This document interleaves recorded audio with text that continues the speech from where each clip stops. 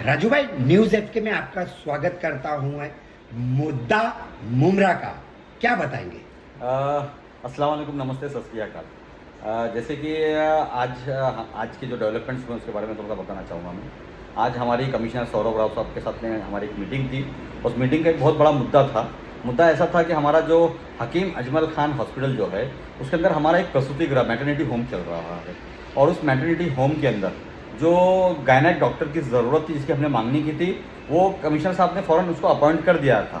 3 लोगों का अपॉइंटमेंट था। उसके अंदर एक डॉक्टर अरुण गौड़े साहब थे, और एक डॉक्टर कल्पना मेहरस कोले मैडम थी, और एक डॉक्टर दीप्ति चपलगांवकर थी। ये 3 लोगों का वहाँ पर अपॉइंटमेंट हुआ, और हम ये चाह रहे थे कि तीनों जो डॉक्टर्स हैं ये हमारा जो गायनेक का जो ओटी है उसको हैंडल करे। हमारे यहाँ जो सी सेक्शन नहीं हो रहा था, वो सी सेक्शन चालू हो जाना चाहिए था, सीजेरियन हो जाना चाहिए था, और जो नॉर्मल डिलीवरीज होती है वो हो जानी चाहिए थी। साथ में हमारा लेबर रूम जो है वो फुल्ली फंक्शनल हो जाना चाहिए था।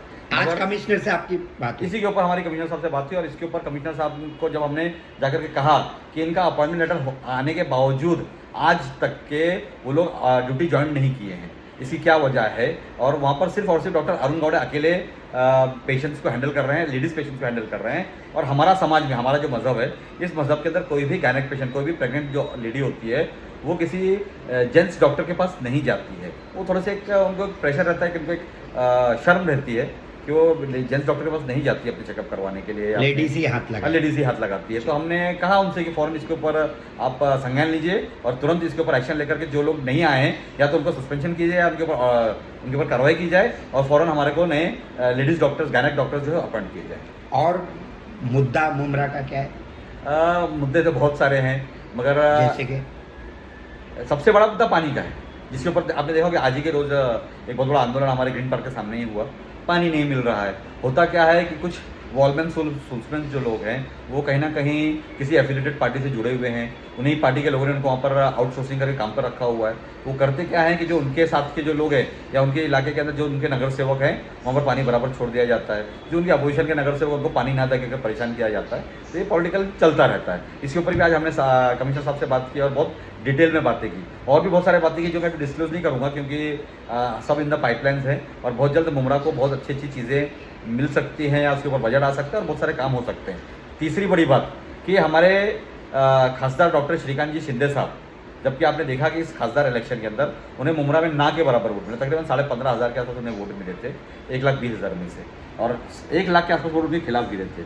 उसके बावजूद उन्होंने मुमरा के लिए बजट दिया, जिसका वर्क ऑर्डर्स हो चुके हैं 50 करोड़ के, 55 करोड़ के।